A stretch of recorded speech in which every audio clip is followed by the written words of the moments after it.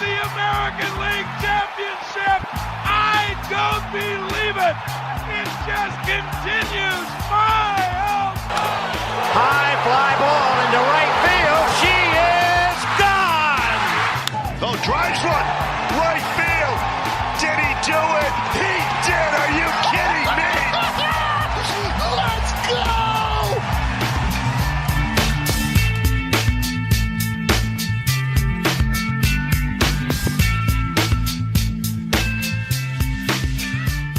It's the maiden voyage of the FSS Plus podcast. I'm Jason Churchill here with my co-host, Mr. Joseph Doyle. Did I say that right, by the way, Joe? Are you a Joseph or is it Joe and there's no Joseph and I'm just calling you by your wrong name right out of the gate in the first episode of the FSS Plus podcast? Is it Joseph on the birth certificate, Joe? I don't want this to be my mother is so proud of this podcast. I don't know about that, man. Yeah, let's just go with Joe. Let's just go with Joe. All right, Broseph. Bro DiMaggio. Okay. If you're not familiar with myself or Joe, did I even say that right? If you're not familiar with me or you're not familiar with Joe, you can find Joe on Twitter at Joe Doyle MILB, and you can find me on Twitter at Prospect Insider. You can find a lot of Joe's really good draft coverage and other things at futurestarseries.com, including mock drafts, draft boards. Joe, this last time you went to 500, which is absolutely crazy amount of work. I'm still not even all the way through it, trying to read through everything. It's incredible. I commend you for taking on that task in the first place, Jason. I'm at about 200. Do you go by Jason for? I do go by Jason unless you ask my uncle Timothy, who goes by Tim, who calls me Jasonovich. So whatever you want to go with. Most people call me Church, but Jason is my given first name. It's on my birth certificate. I've seen it. But yeah, I'm at about 200 on your top 500, by the way. But I think, Joe, that's probably what you're known for most at this particular point is your draft coverage, but lots of scouting, player development stuff. But we also talk a lot about big league baseball. And this podcast is going to be about a little bit of everything. High school ball, college ball, especially as it pertains to the Major League Baseball draft, minor league prospects, big leagues, teams, players, narratives, data, all kinds of stuff you're going to find on this podcast. And we're probably not the only two voices you're going to hear on this show, including as hosts. So there will be guests now and again, and there will probably be new hosts joining the show as well at some particular point.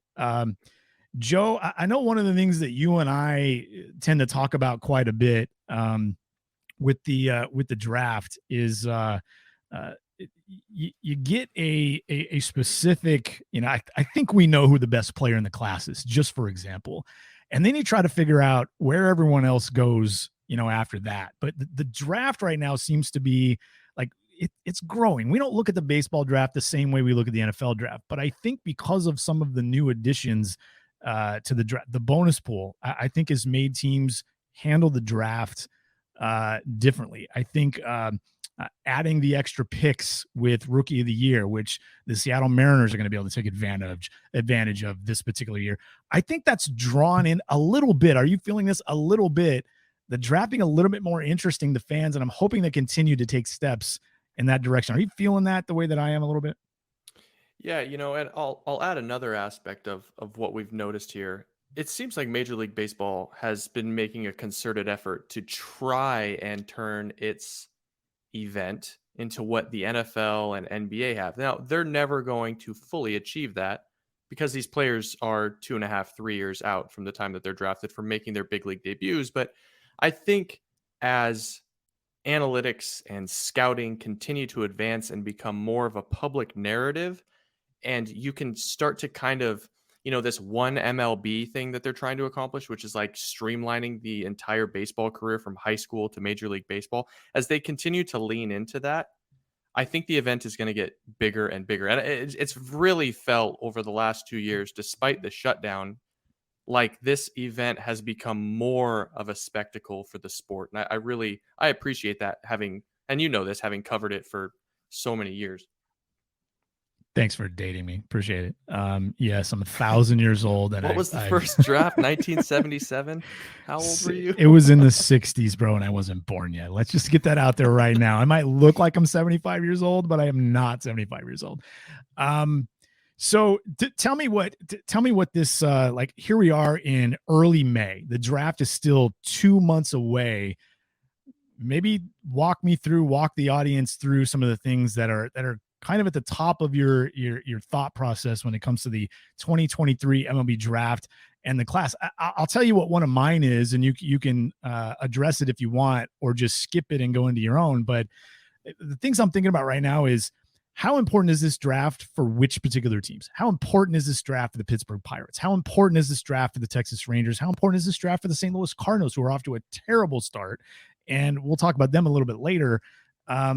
Even though it's the draft, and like you said, most of these guys are 2 to 3 years off, but that's one thing I'm kind of thinking about right now. Even in May, who's good at this, who's not, and how important is every draft of these teams, especially the one right in front of us? What are the kinds of things that you kind of start thinking about with like 60 days left? We're about 65 days left, 64 days left before day one of the draft. I mean, I'll add one other thing to the importance of the MLB draft and why it's becoming a big deal. The resources, like prospect value, has never been this high. Can you imagine a number one overall prospect, Will Myers, or a number one overall prospect, or maybe he was number 3, Gleyber Torres? Can you imagine one of those guys being traded in any deal these days? I mean, there's just not very many players that would ever get moved for that sort of a play. You look at what the haul was for a Nolan Arenado. Now, I know he had a gigantic contract attached to him, but he barely, what did he get? One top 100 prospect and some quantity. Right. So yeah, I think, just prospects are at such a value premium right now. So it makes the draft that much more important. This time of the year, I think we're still kind of at that point where we're more so discussing macro narratives of this draft. Like, how does it compare to other drafts? Where are the positions of strength? Where are the weak positions? Like I look at, for this draft in particular, I look at how insanely strong the top 12 of this draft are. I mean, this is, if you're picking, I'll give you an example. Like if you're picking 6 or 7 this year, you're going to get a college bat that was better than every other college bat in the 2022 class, or probably the 2021 class. 6, 7, 8, right in that range. So, I mean, those are the really fun narratives to kind of talk about.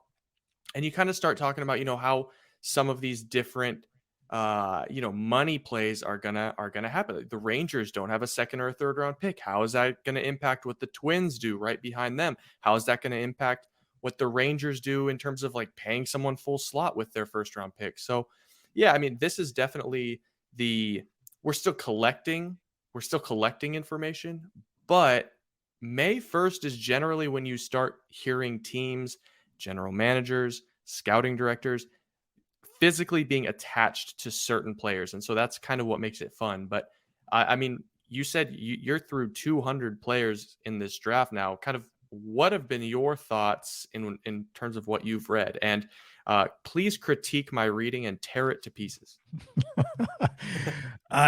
No, as I'm going through this, I'm really not paying attention too much at the ranking. As I read your write-ups on these players, there's usually a good full paragraph's worth or two on every player, including those outside the top 10 or 20. You get down to 100, 150, 200, 250, and I'm expecting there to be a sentence, but there's a full paragraph on these players. It's really good work.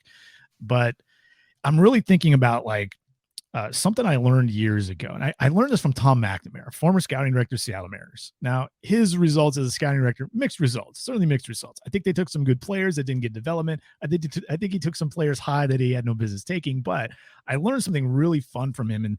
And that's, stop telling me, he literally said this, that he says this to his scouts: I do not want to know what this player cannot do.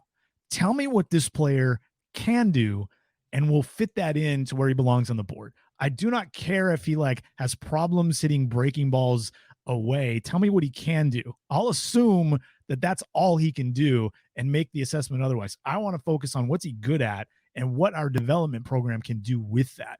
So as I'm reading, strengths and weaknesses and where this player maybe fits in a lineup, or maybe fits on the field, or where it fits in a rotation, or is he a bullpen arm, I'm thinking, what can he do and what can this look like? Because as we know, teams like to identify players and then say, okay, what can we do with this? So I'm trying to think of that too, and not necessarily where he fits in the draft or where he ranks, but what does this guy look like? Because on draft day, when we get a guy who most all of these outlets out there, including Future Star Series, including Joe Doyle, have a guy ranked 310th, when we see a team pop him at like 140, we're going to be like, all right, this is either a bonus pool move, it's a senior sign or something along those lines, or they see something there. And usually it's a combination of both. They just don't take a guy cheap only because he's cheap. They see something there they can work with. We see teams drafting reliever only types in the 3rd or 4th round to save a little money so they can push that toward other picks, but then they end up getting something out of that particular pick. So those are the kinds of things I'm trying to identify as I read through this.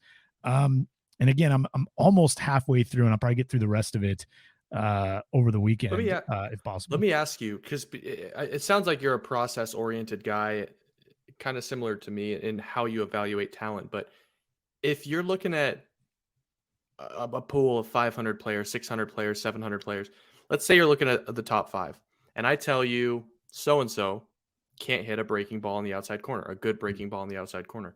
Mm-hmm.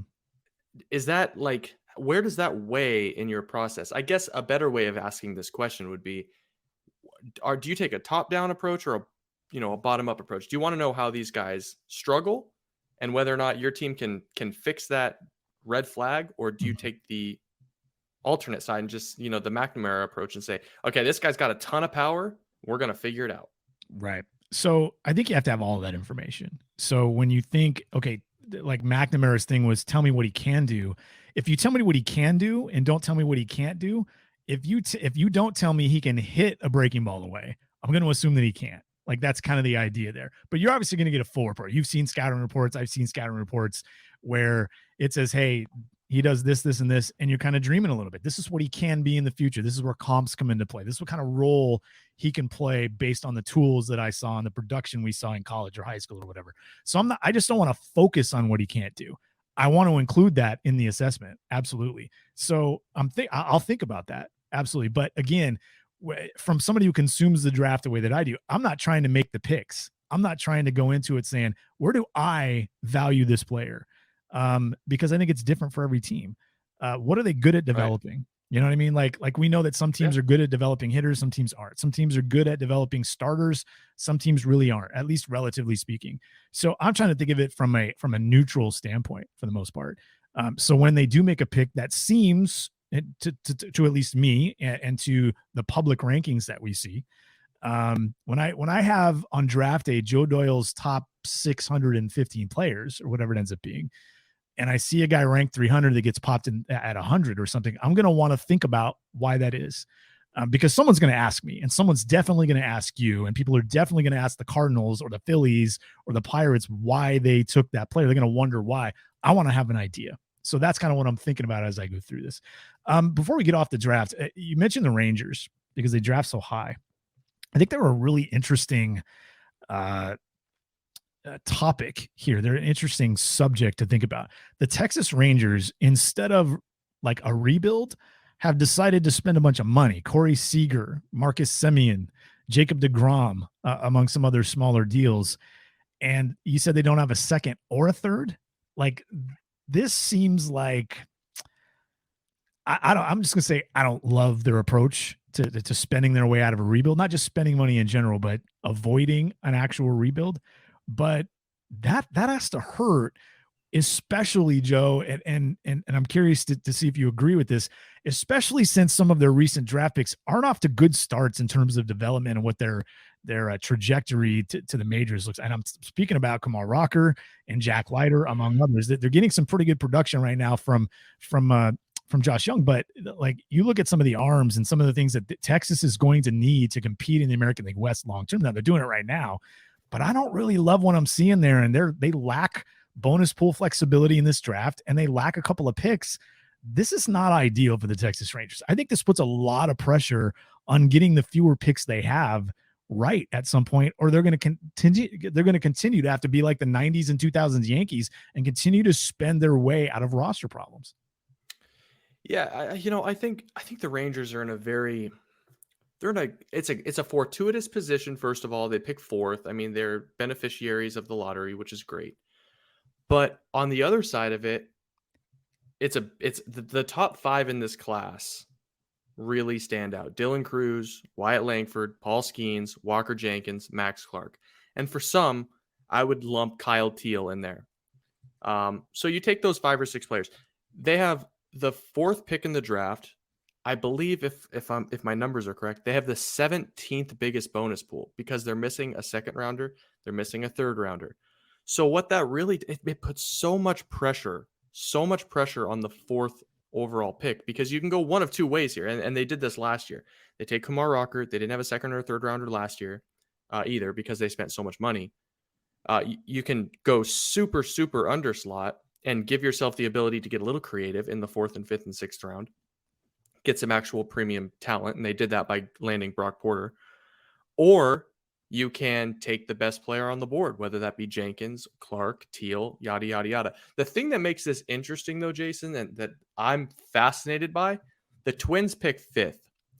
And the Twins, I believe, have the 3rd or 4th most money in this class. So they can play bully ball. I mean, if the Rangers and the Twins are fighting over who goes number 4, and those numbers get exchanged behind closed doors, the Twins can outbid them in every way, shape, and form. So yeah, they are 4th. They're 4th. They have the 4th highest bonus pool, and they do have the 5th pick. And their bonus pool total is $4.5 million more than the Texas Rangers. It's a really good point. Yeah. Joe. So let's say the Rangers. Everyone right now publicly is saying Walker Jenkins to the Rangers, done deal. Mm-hmm. He's the number 4 prospect. It's who the Rangers want, yada, yada, yada.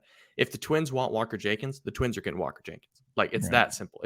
I mean, the Rangers are definitely in a weird spot. The Jack Leiter thing hasn't gone well. Kumar Rocker has looked solid this season. He didn't look good in the Arizona Fall League. Brock Porter's looked pretty good, but a lot of their guys, a lot of their prospects have arrived. They've got some other pieces like Evan Carter that are on the way, but you kind of wonder where the Rangers go from here. Corey Seager's aging, and he's getting hurt quite a bit. Marcus Semien is aging. Jacob deGrom, he's already like 35, and they paid him a ton of money for 5 years. He's been hurt with different ailments all year. You look at their payroll and you go, how much higher can this go? Like, can they keep splashing every offseason and really try and extend this window? But the problem is, like you've kind of alluded to, they don't have the draft picks to rebuild the farm system right now. So they are kind of just like crowbarring this window open. And I do think they're going to have a competitive window for the next 2 or 3 years, but it's hard to imagine this not kind of getting a little away from them in 2026 or 2027, unless the Lighters and the Rockers and the Porters of the world really make a jump. Yeah, I look at teams that are in the middle of this, the middle of the round, or the lower portion of the top 10 on down through the early 20s. Maybe teams like I don't know, maybe like Milwaukee. Their first pick is 18. Teams like Arizona, whose first pick is at 12. Because I'm so unsure, to be honest with you, about what the second half of the top 10 looks like, because we've heard names like Kyle Teal. We've heard names like Tommy Troy ending up in the top 10. Now, it wouldn't be surprising at all, because that's what's being talked about right now. How many of these prep kids that are potential top 10 picks actually end up going in the top 10? Are we starting to sift through that at all, or is it still too early to kind of get any sort of a feel there? Because traditionally, college guys move up as we get closer to the draft. It's a little different now because the draft is a month later, but do you expect that to happen? Do you expect, like right now, I've seen some mocks that don't have Troy or Teal in the top 10, but at the end of the day, those could both be top 10 picks, pushing some of those other prep kids down. Yeah. I mean, and you kind of look at the landscape of Major League Baseball right now. Like nobody besides Oakland maybe is so far out of it. Like nobody is more than 2 years away from competing, and so they can just drop everything for a high schooler. But no, I like Walker Jenkins and Max Clark. I think if you were in Vegas and you were betting, those guys are almost sure things to go in the top 10, outside of a bombshell news report coming out or something like that. Outside of that, like my rankings, for example, some of it is industry intel and what others think, but some of it's my own personal evaluation. There's a lot of wrinkles folded into it. Like, I think you're not going to find Arjun Namala at number 7 on a lot of boards in a historically deep college class. I mean, it's probably makes more sense in the 10 to 15 range for a lot of people. And then you see the top high school arm in the class, Noble Meyer, like you see him as high as 10, you see him as low as 25. And then, one other guy that I think has a shot to go in the top 10 is Bryce Eldridge, the 6'7" center field, huge power, up to 97 on the mound, like that two-way guy that just has so many avenues to a big league career. Like, I think that's the type of profile that generally kind of jumps a little bit higher than you expect. But yeah, I mean, like the Namalas of the class, the Eldridges, the Myers of the class, maybe Blake Mitchell gets thrown in there. They're generally supplanted by guys like Tommy Troy or Enrique Bradfield or Rhett Lauder, guys that have some floor that should move pretty quick and have proven it against upper tier competition. Really quick before we move on from the draft, Bryce Eldridge, the right-hand pitcher / outfielder / first base. First of all, what are his chances to play the outfield, just in general? Like, it seems like he is athletic enough to stick in a corner, or do you expect him, because he's so big and long, just to kind of physically mature his way out of there and end up at first base? That's a great question. I think he can play corner. He's not at, the Spencer Jones comparisons from Vanderbilt are so 6'7" left-handed hitting outfielder. Like, he's not the athlete in center field that Spencer Jones is. Spencer Jones is a double plus arm plus runner. Like, that's not the same guy. I do think Eldridge's bat at this stage is in a better place than where Spencer Jones's bat was in 2021 as a prep, or 2020 as a prep. Now, all that being said, I do think that, I would take a little bit of the bat. Let's put it this way. The bat is definitely good enough to continue to play two-way, or just to be an offensive player and ditch the mound, which I don't think is going to happen because he's up to 98 with a really killer changeup and a slider. Do I think he's athletic enough to play a corner? Yeah. I mean, for now, he's 225 pounds. We'll see what he looks like as a 23-year-old, but kind of where do you fall on, like, I don't know, man, I always struggle with this, especially with an 18-year-old. Like, where do you fall on the two-way guy? Because I think Ohtani has kind of gotten us a little drunk on how hard this thing actually is. Yeah. I mean, like, look at what Brendan McKay did. Like, people don't do this. Human beings don't do this. Brendan McKay was absolutely incredible in college, from both sides, from the plate and on the mound. I thought he was more of an arm. I really leaned that way pretty heavily on McKay, but I like when you look at a high school kid too, like Eldridge, which we haven't really seen a whole lot of that. A high school kid that has that much momentum from both sides. I think the way I would approach this is I would lean on one and say, okay, here's what we think he is in his weaker, we think he's more of a bat than an arm, just for example. Here's what we think he is as an arm. Would we draft that in the top 10 and leave out the possibility of him having value on both sides? Because, the odds are so stacked against him to be a hitter. And even if he's an everyday first baseman or a platoon first baseman and a relief pitcher, like the odds are so stacked against the guy doing that. And we're talking about a 17, 18-year-old kid right now, that I would just pick the thing that I think he's best at, that he projects best at, which may be his bat, and say, where would I take him? And then just think of the chances that he also gives you value on the mound as a little bit of a bonus. And that probably means somebody else is going to take him before I do. Like, I don't know, unless I'm the A's, because I have time. Unless I'm the A's, I think I probably don't take Eldridge in the top 15 or 20.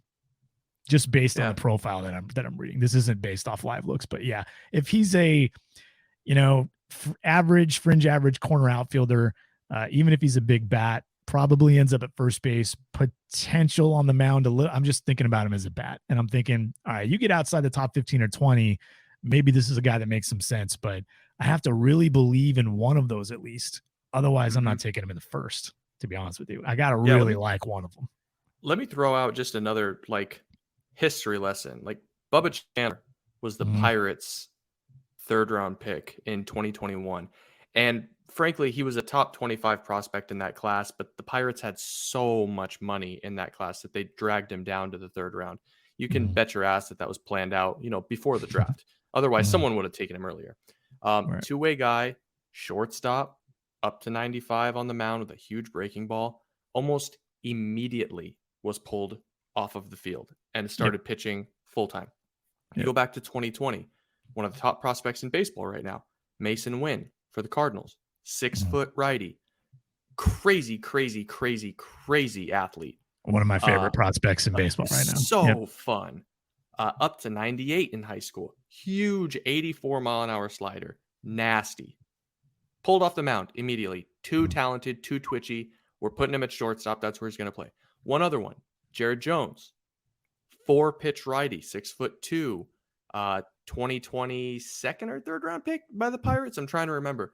Crazy talented at shortstop. Immediately pulled off. You're pitching.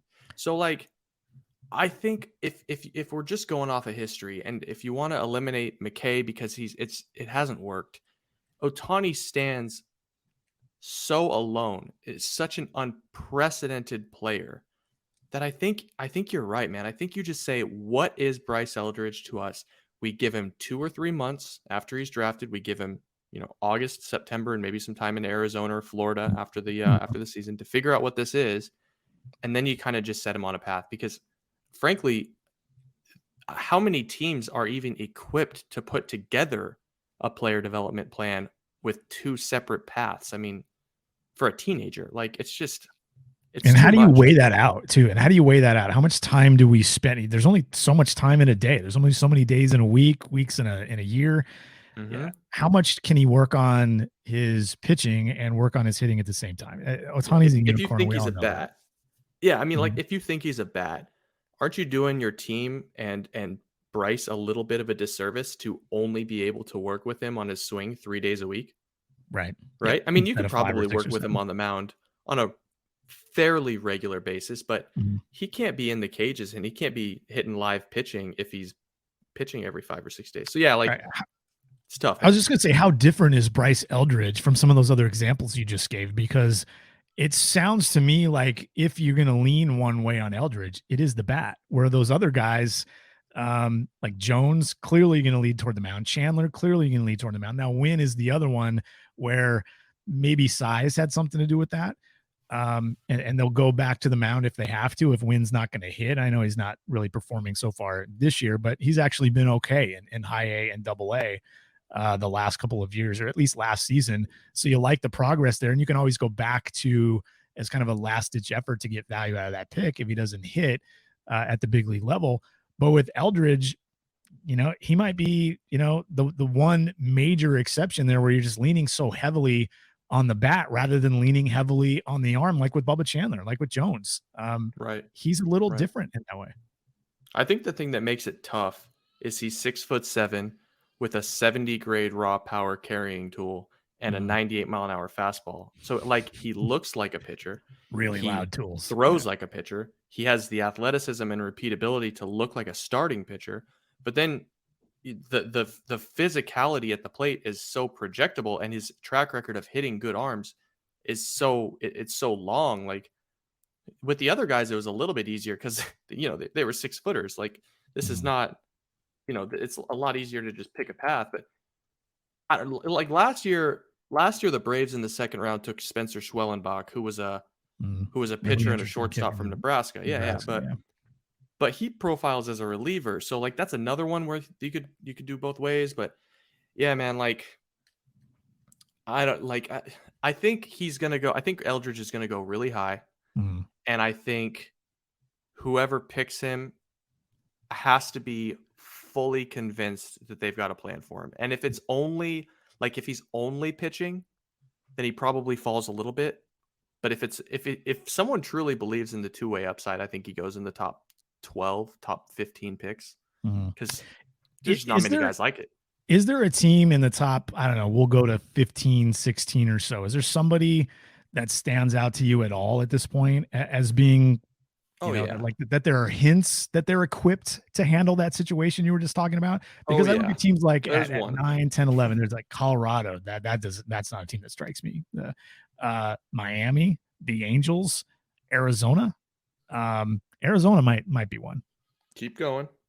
Give me four more. The Cubs, the Red Nope. Sox, Nope. the White Sox. Maybe, but probably nope. Yep. The Giants. There you go. Yep. I mean, they took Reggie Crawford last year, and by all accounts, he's been hitting. University of UConn, like he blew out his draft eligible year, so he didn't pitch. Big bat, big power. Nobody really loved the bat as much as the arm, but lefty threw 101. And they toyed with him a little bit hitting. He did some hitting on the backfields and down in Arizona, like in exhibition stuff, but now he's on the mound. He's on the mound full time. The guy throws a 91 mile an hour slider and he's up to 101. The Giants are a progressive organization who have tackled this exact narrative before. They're equipped to do it. And you keep going, like Tampa's probably in some way, shape, or form equipped to do it. And you go to the Cardinals and Seattle, but I just, he's so talented in both facets of his game that I have a hard time seeing him actually make it to Tampa at 19 and a team in the top 18 not seeing a one-way path where he's the most productive player in the draft. Right. We are talking about a left-handed bat, correct? Yes. A left-handed power bat. Like that doesn't typically fall very far. Although we did see Cam Collier, who's a different player. We did see him fall. Very different body too. And maybe that was a little weird to some. Some people in particular that shall remain nameless for now. We will absolutely have that conversation on this show. One more drafting, and then we're going to move on. We're going to do a buy and sell segment. We're about 20% into the season. I think it's a good time to start talking about some of the things that have happened at the major league level. Is there an organization outside of the Rangers, maybe? Is there an organization that is in a position where if they miss in this draft, that you really start to wonder where their winning window goes or whether it comes anytime soon or not? To be honest with you, the Giants is the first team I think about. I don't really understand what they're trying to do. They ran on Aaron Judge. They had Carlos Correa until they didn't like the physical results. They signed veterans. They signed Mitch Haniger. They signed Michael Conforto.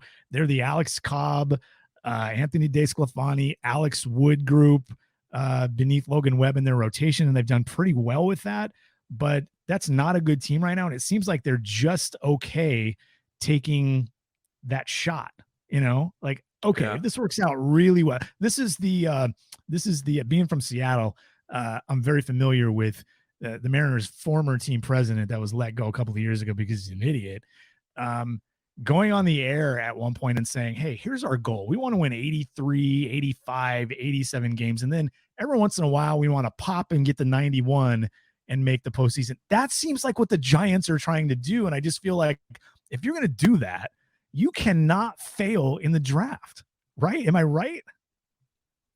Yeah, no, I think you're spot on. That's not the team that I have circled, but I think you make a really good point. That the team that I have circled, and we might see some turnover here in the first place, the Boston Red Sox. I don't know. They picked 14 this year. They had the number 1 pick a couple of years ago. They take Marcelo Meyer. He's been good, but the team doesn't have the ammunition at the big league level right now to compete. And I think that's a fair statement for anyone that's listening. I don't think you can look at the Boston Red Sox, that roster, put it next to Tampa, put it next to Toronto, put it next to New York, and think this is one of the top 3 teams. Hell, put it next to Baltimore, of course, and say this is one of the top 3, let alone top 4 teams in the division. And when you don't have the ammunition at the big league level, and you look at the farm, and they have next to nothing in terms of reinforcements available this year, like next to nothing. They've gone so high school heavy over the last few years with Roman Anthony and Nick York, Mikey Romero, Marcelo Meyer. They're just so far off, and those guys haven't all produced yet. So, this is a really good year for college bats. And I think if you're the Boston Red Sox and you're Chaim Bloom specifically, and you want to keep that job through, the winter of 2024, you're going to have some guys that are at the doorstep to compete at the end of 2024. Because I just don't see, and listen, I'm not calling for anyone's job. I would never call for anyone's job, but I just don't see how, if the Red Sox finish in 5th in the AL East in 2024, he is around for 2025. So I think this is a Right. huge year for them. Right. Yeah. That might mean they're hoping names like Kyle Teal might be a pipe dream. Tommy Troy might be a pipe dream at the end of the day, or Brock Wilken or Matt Shaw, those college bats you're talking about. Maybe even Maybe the Chase Florida Davis. Atlantic kid. Yeah. The Arizona kid absolutely they might be looking at something like that, but they also don't have arms either. So they could go, Nope. they could go either way. I think you're dead on there that maybe going the And college one- route and a draft pretty good for it is the way to go. Yeah, and another, like the Red Sox, the market doesn't allow them competitive balance picks. Like they don't Right. get compensatory picks. Right. So they're not spending money the right way. The team on the field isn't good enough. So, they pick at 14, they pick at 50, they get nothing. They get nothing in the middle there in terms of compensation. Then they pick again at 83. So it's going to be a big year for them. Yeah, when you look at that team right now at the big league level, offensively, they're fine. They're one of the top 5 to 7 offensive teams, at least so far. Masataka Yoshida has started it. Rafael Devers is back. Yeah, they let Xander Bogaerts go. Alex Verdugo's having a pretty good year. Like, you could see them competing with the current lineup. But yeah, their top picks from the last couple of years are 1 to 4 years away. They got to get something going. Yeah. They got to go buy some players, to be honest. It's Jason, Boston, do you know? Listen, I think you and I both came up in like prospect evaluation. Like a lot of people might not know this about us, but like for me, I know I'm known for the draft online. I came up doing big league and minor league prospect coverage. Like that's kind of my bread and butter. And you've been doing it way longer than I have. Do you know who Chris Murphy is? Unfortunately, I don't even know. I'll be straight with you guys. I don't know who Chris Murphy is. And if you call Brian Mata, which I'm going to do for the sake of this exercise, Brian Mata is a big leaguer for the Red Sox. For the sake of this argument, he's not a prospect.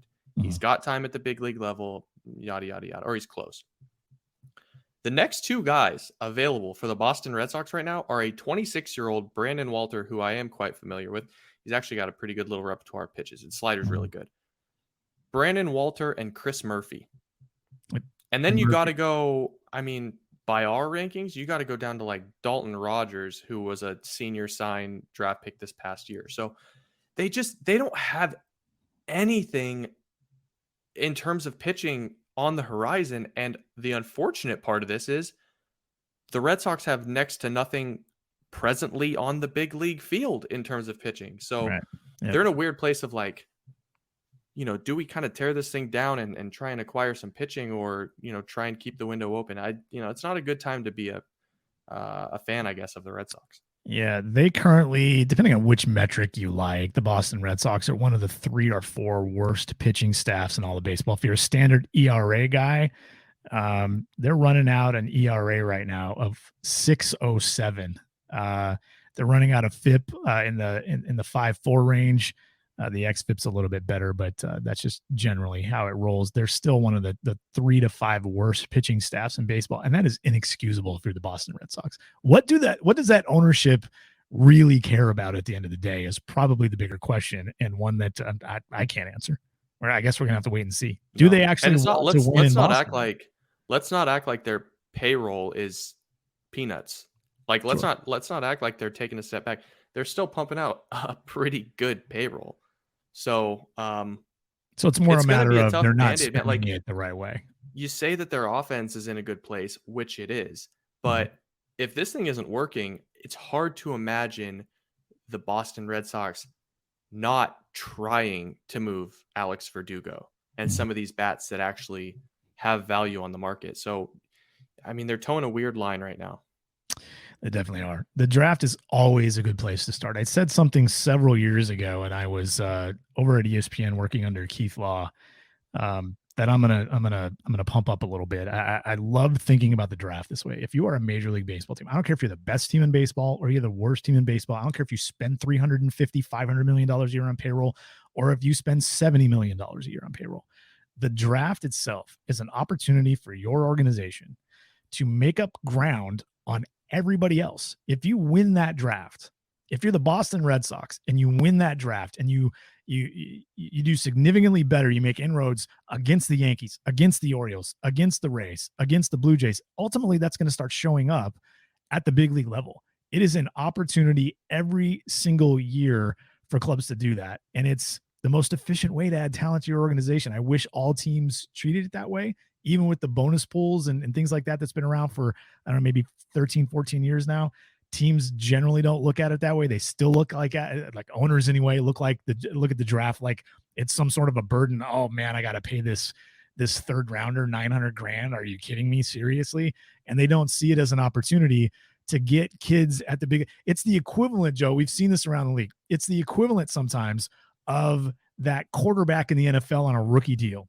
If you draft, sign internationally and develop your players, it gives you the opportunity to not have to spend as much at the big league level. You can win without spending $300 million on payroll, and some owners just don't see it. So, anyway, Boston, such a weird situation. They're not a good one either. That's certainly not a good word. All right, let's play a little game of buy and sell, Joe. These are going to be teams and players that are off to good or bad starts.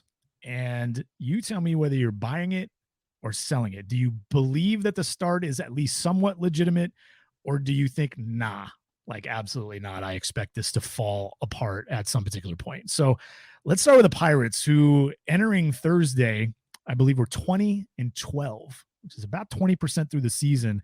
Are you buying the Pirates? And I'll qualify this one a little bit, because winning 20 out of every 32 games isn't really what I mean, because I don't think anybody buys that's going to happen. Are the Pirates a different and significantly better team than they were a year ago? So I think, and talking to some different people in the industry, I think in the clubhouse, they are, without question. It's not a defeatist attitude. I had Jason Mackey of the Pittsburgh Post-Gazette on my podcast last week, and I talked to him a little bit about how it feels. And obviously winning is going to make everything feel a lot better. But when you have Carlos Santana, when you have Andrew McCutchen, when you kind of have those like industry staples and guys that are just like 80 grade human beings in the clubhouse, I think it does raise the floor a little bit. The dog days don't seem quite as long. So for that, in that respect, I think that they're going to be able to avoid prolonged, horrible slumps. That being said, can I dive into specific players here?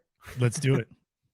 Connor Joe is not going to be a 170 OPS guy. Oh, come on, Joe. I love Doyle. Connor This Joe. is your dude. He's your namesake. Nope. Right. I love a good San Diego product, but no.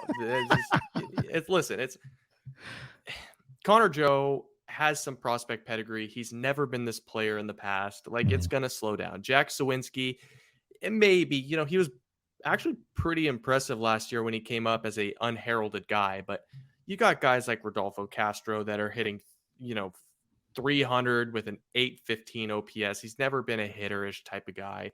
I do think the offense is going to hit. I think McCutchen and Santana, they're big hit guys. Brian Reynolds signed the worst deal in the history of the Major League Players Association. Wait a second. Worse than Ozzie Albies? Yes, worse than Ozzie Albies. Really? Brian Reynolds has 4 years of experience under his belt, and he signed that deal. Oh, man. Ozzie Albies was at least a reasonably green player. But Ozzie Albies is writing checks every week to the Atlanta Braves. That's what it feels like. Well, hey, man, listen, Ozzie Albies had barely been in the league when he signed. Brian Reynolds was 2 years away from being a free agent. He accepted $15 million a year for his 3 or 4 free agent years. That was the worst. Anyways, don't have to get into that. Tell me, away from the offense, do you buy Mitch Keller at this point? Because I think when you look at Mitch Keller from a raw standpoint, the right-hander who's made 7 starts has been very, very good for them at this point. And just about every runs allowed metric you can look at, he's been good. He's missing bats. He's throwing strikes. He's always had the stuff, right? We've looked at, hey, what is this guy? He's always been the internet darling. He's always been the guy that everyone's waited for. And now he's doing it. Do you buy that a little bit at least? I kind of want to throw that one to you. I covered the offense. So I know you've watched some of his stuff. He's 27 years old. He's checking every box right now. Do you buy it? Let me say this. I buy him as a number 3. He's pitching like a 2 or a 1 at some points at this part. At this point, I buy it. It's so drastically different. I know he came up in 2019, I think it was, and made 10 or 11 starts and was very, very good. And it was like a 28, 29% strikeout guy, 7% walk. missing bats, 12%. Not going to be a big ground ball guy. So you want him missing bats, you want him pounding the zone. And now he's back to that after 3 years and about 60 starts of being anything but that. So I don't know what changed there. So without knowing, like, what is he doing specifically differently? Not which pitches is he throwing more, but is it a pitch grip? Did he add a pitch? Is there's something significantly bigger and better in his delivery? Without knowing that, I'll buy mid rotation. I'll buy number 3, good number 3. But it's hard for me to go beyond that because it's just 40 and looks like 40 and 2/3 innings. But he's been very, very good. We know he has the stuff. We know he throws hard. We know he has the pitches. We know he has a breaking ball. We know he can do things and mix it up, throwing a cutter up to 97, 98 miles an hour. I would really like, I think about guys like this. Would I like him in a 3-inning relief role? Yes. Does he need to be in a 3-inning relief role? No. That tells me he can be a mid-rotation guy because of the way I think about pitching. If you're a 4 or a 5, I might value you more as a 3-inning reliever that I can use twice a week instead of a pitcher I can use for 5 or 6 innings every 5 or 6 days. So yeah, I'm a rotation guy on Keller. So I like that. There's still not a lot of pitching there. And it doesn't sound, Joe, like Pittsburgh's going to do anything except take Dylan Cruz at the top of the draft. So they're going to have to find more pitching another way. And they didn't trade Brian Reynolds for it. So I don't know where they're going to get their pitching to get more Mitch Kellers in there. And Mitch Keller only has 2 years left after this season, I think it is. Yeah. So 3, if you include this year, it's 3 years, and Mitch Keller breaking out and the Pittsburgh Pirates like winning right now is, I know this seems like the most redundant thing you've ever heard, but it's the best thing that could have happened to Pittsburgh. Like, they needed a guy that, I mean, a month ago it was, so Mitch Keller is going to get traded at the deadline, right? Like, he's going to be the next Garrett Cole. It still might happen like that anymore. It still might happen, but it would take a pretty catastrophic, falling apart of the Pittsburgh Pirates. I look at it this way, in terms of going back to your first question. I believe in Mitch Keller. I think Roansy Contreras could be a pretty good little piece, although he's outperforming, all of his metrics right now. My issue is I don't think they have anything of substance in their bullpen outside of David Bednar. I mean, these guys are pitching to ERA pluses right now that is through the roof, and hardly any of them are striking anybody out. So it does look like this is a bit of an example of BABIP luck. I mean, they do have a guy named Dory Moreta who's got 18 strikeouts in 13 innings. That's like the Matt Brash of Pittsburgh, which is pretty crazy. But it's just like they've pitched Chase DeYoung 6 innings. Like, I think there's obviously going to be some regression here, but the biggest takeaway for me with Pittsburgh is they've got veteran leadership who genuinely care about not only the city, but the nurturing of young players and getting them to their potential. So yeah, I think, listen, I still don't think this is going to be a team that wins more than 75 games. But they're going to be interesting to talk about through like the All-Star break. Their new projection at Fangraphs is to finish 500. So you're right in that range, give or take. Let's move on. Especially with injuries, man. Like, if Rich Hill goes down, like Vince Velasquez just went down with elbow pain. He got pulled from today's game. And there's no depth. Game. There's nothing, there's not a lot that's waiting in the wings. So they've got to, they're walking a tight line.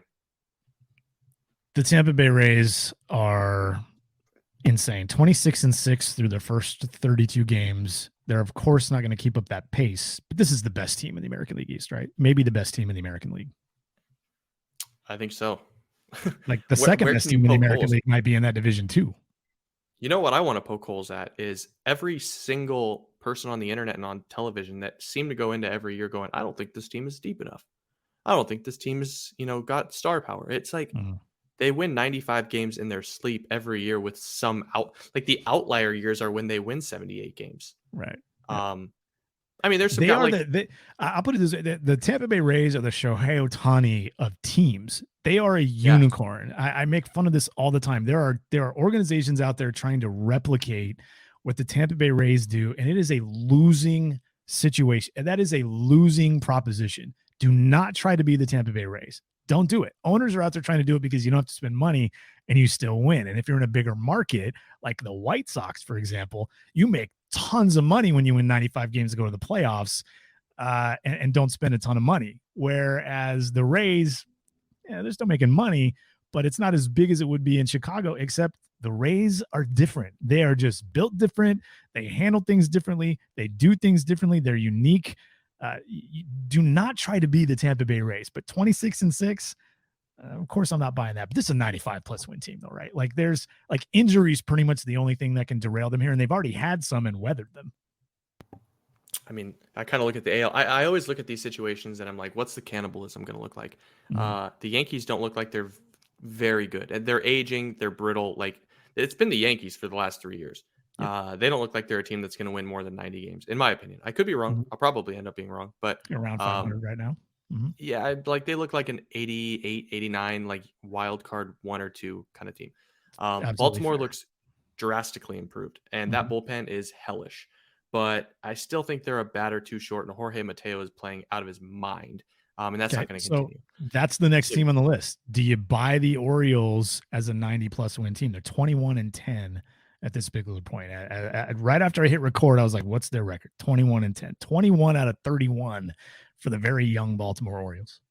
I don't know, man. I kind of want I still don't know if this team has the rotation and like the offensive pieces 5 through 9 to really go on like extended splashy roles. But like Kyle, like, I don't know, man. Grayson Rodriguez, like you're really relying on Grayson Rodriguez to be the guy. Yeah, to be a horse. And like Dean Kramer's got to be what he has been. So like I still think they're better than last year. I'll give them that. Like I think they're kind of on that 90 win like verge bubble. But where are you at? That's a tough one for me. The rotation is where I start with every club. Every single club, even the Rays, who again are that unicorn, and they handle things quite a bit differently. You can't just look and go, well, I don't recognize any of these names, so they're not going to be any good. You can't do that, especially with the Tampa Bay Rays. But that's where I start with everybody, because if you don't have depth at the starting, I don't just mean enough arms to handle innings. I mean, you need impact at 1, impact at 2, impact at 3, maybe some impact at 4, but at least consistency in the 4 and 5 spots with guys in the 6, 7, 8, 9, 10 spots to back up, whether if there's going to be injuries, and not actually go out there and lose games for you. If you're 6, 7, 8, 9, 10 guys that are down in AAA or sitting in your bullpen to start the season, if they can keep you in games and you win some of the games they start while guys are getting healthy, you're in a pretty good spot. I don't think the Orioles have that. I don't think there's any question they do not have that at this particular point. That's why I loved the Cole Irvin get. Even, he's a 5 and Kyle Gibson is a 4, but I loved those gets because it gave them 2 spots in their rotation to start the year and gave them a little bit of depth. But you're right. If Grayson Rodriguez isn't an absolute 160+ inning horse with number 1, number 2 impact consistently all year long, they have absolutely no shot to keep up this pace. And I don't think he can do that. And I think they're going to have to be careful with him as well. He's just a kid. Not big on the, I think that bullpen though, dude, like, This might be one of the best bullpens in maybe not the best bullpen, but like 3 or 4 of these pieces. That Yennier Cano guy, he's nasty. I mean, 12 innings, 13 strikeouts, a single hit. He looks like what Devin Williams was in 2020. Kind of just that real outlier pitch. Devin Hall is an asset from the left side. He doesn't know where it's going, but he'll strike out guys on the regular. And Felix Bautista, we know Felix Bautista. Brian Baker has been disgusting. I think this offense is going to score enough runs, plenty of runs. Austin Hayes, Rutschman, Mateo, Mullins, Mountcott, and Gunnar Henderson hasn't even gotten it going yet, but they've got some pieces there. I think if they can take enough games into the 6th inning where it's like 6-4, they're going to be like the Seattle Mariners of 2022, where they go, 31-16 in 1-run games and they make the playoffs. This is a team that needs to go out and grab a number 2, number 3 starter during the season. They go out and do that. And I'm going to throw out a name because Joe and you have talked about this name. Eduardo Rodriguez is a perfect fit. I'm not sure they love him. I like him. You throw him behind Grayson Rodriguez or in front of a Dean Kramer, whatever you want to do to mix that rotation up. You get a left-hander in there that can really pitch and give you good, solid 6 innings just about every time out. That's the kind of guy they need to do what they're looking to do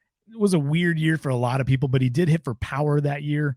2021 in Oakland, his last year with the A's at age 28. He played 151 games, so he was healthy.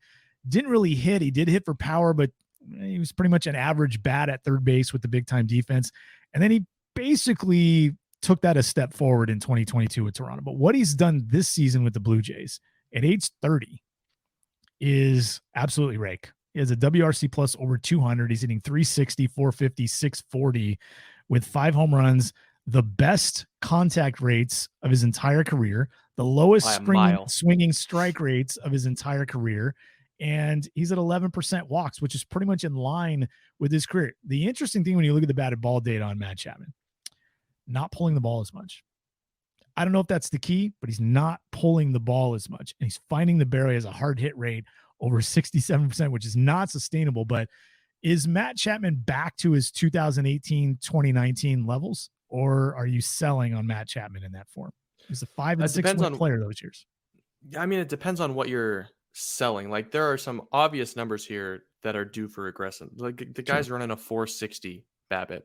Like, he's actually always been kind of a lower BABIP guy, but he's running a 460 BABIP. Now, that'll happen when you're hitting the ball on average over 95 miles an hour. So he's hitting the ball also harder career than high. Yep. Yeah, by like 2 or 3 miles an hour. Like, it's substantial. So, like, the barrels are very high. He's swinging at the right pitches. He's using the whole field. And subsequently, he's seeing that BABIP fly up. Like, this looks like a can totally... he go 280, 360, 520 again? Oh, I think so. Okay. I think so. So you're buying the way that I presented that. You're buying. I don't think I am. I don't think I'm buying. Okay. I think Chapman's more of a 240, 330 kind of guy. Basically, more what he did in 2019 without the 36 home runs. I don't think anybody thinks he's going to hit 36 home runs. He's only got 5 right now, which is fine. I just don't think I think he's more of a slugger than a hitter. So I'm going to sell on Chapman. How about James Outman?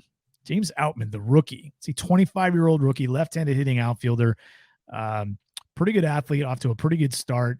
290, 382, 598, 7 home runs. But Joey's running a little bit of which we expected. He's striking out a third of the time at the plate, and he's really relying on a walk rate that, at the big league level anyway, I'm not sure is realistic at 11.5%. Are you buying or selling James Outman as a 4-5 win rookie for the Los Angeles Dodgers? Yeah, I'm definitely selling it. I mean, the first thing, you kind of already pointed to it. Like, the first thing that I look for in these guys, first of all, he's 25. He's always run a high walk rate, which is good. I mean, he's still running a high walk rate. He ran it all through his minor league career. That points to, some positive developments, positive things here. His career high in home runs is 19, and he did it as a 20-year-old at A ball. Right. So, like, I don't think this guy is going to be the power hitter that he's shown.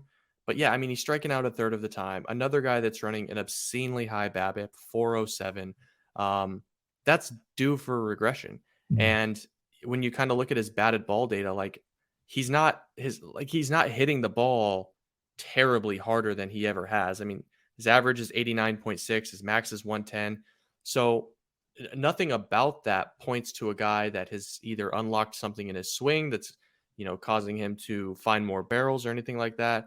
He's hit 7 home runs, and he did it very, very quickly, which is going to drive up the numbers. It's going to drive up the expected value and impact. But ultimately, I think the thing that you got to look at with this guy, a guy that has had a strikeout rate over 25% at every single level for his entire career. I think you look at that strikeout rate. I think you look at the BABIP, especially in the context of the fact that he's not hitting the ball hard. And you just kind of think, I think this guy is probably still ultimately going to settle in as a 4th outfielder, but he's certainly earned more playing time. And I got to ask you, as a guy that's been covering prospects long enough, what do you think of the 26-year-old outfielder who finally sees it click? Like, these guys more often than not fizzle out. Yeah, that's a tough one for me, because there's usually, I don't want to call it a gimmick, but there's usually a reason for it. Like, he's ambushing fastballs, or he's figured out one thing and it just takes a couple of months for the league to go, oh, you figured out the changeup away. You figured that out, but can you hit my curveball when I drop it back door?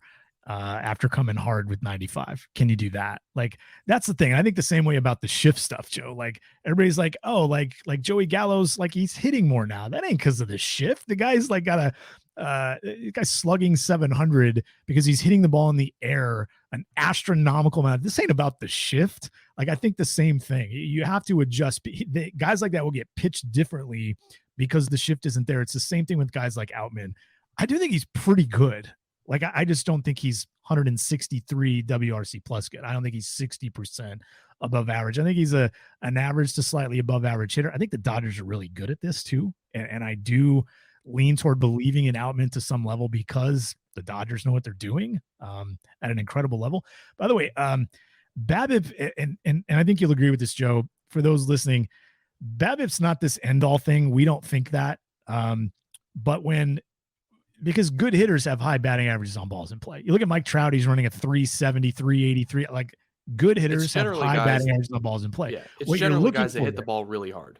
Right. What we're looking for there is some sort of outlier, something that really nobody could have expected, and then looking for reasons why it could be real. And when you don't have that, you tend to doubt that a 407 BABIP is even remotely real. I will say this as we close out Outman and move on to one pitcher and wrap up the maiden voyage of the FSS Plus podcast here with Jason Churchill and Joe Doyle, is you get a guy like Outman, and you wonder those things. Why is the BABIP that high? Why is the traditional numbers that high? Why is the slug almost 600?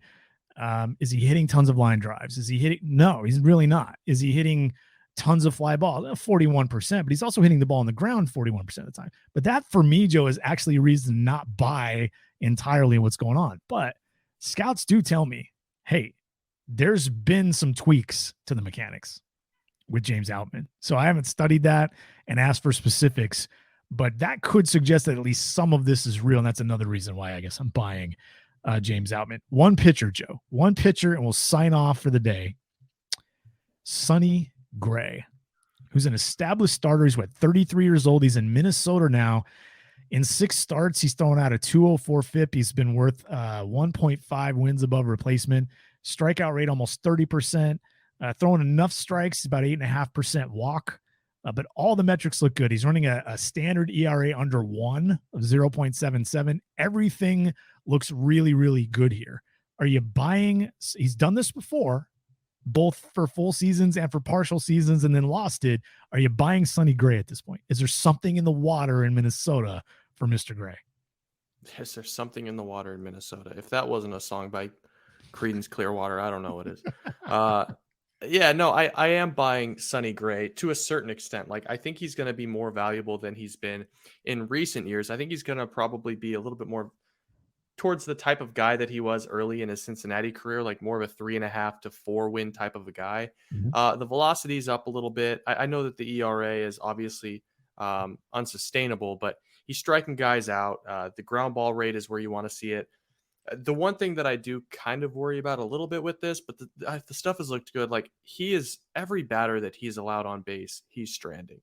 Like, he's still kind of where he's always been in terms of, walks per 9. They're a little lower than his career, but walks per 9, hits per 9. Like, he's still kind of allowing similar rates there. Not so much with the hits, but with the walks. I just wonder if, he's leaving 92% of the batters that he puts on base. So that will definitely regress, but the stuff looks good. The velocity is up. The batted ball rates are in a really healthy spot. So yeah, I mean, I think this guy kind of looks like the all-star righty that he was for a number of years, and probably gets one of the 3 or 4 best years of his career this year. Hasn't given up a home run all year. We know that's not sustainable. It's been 35 innings.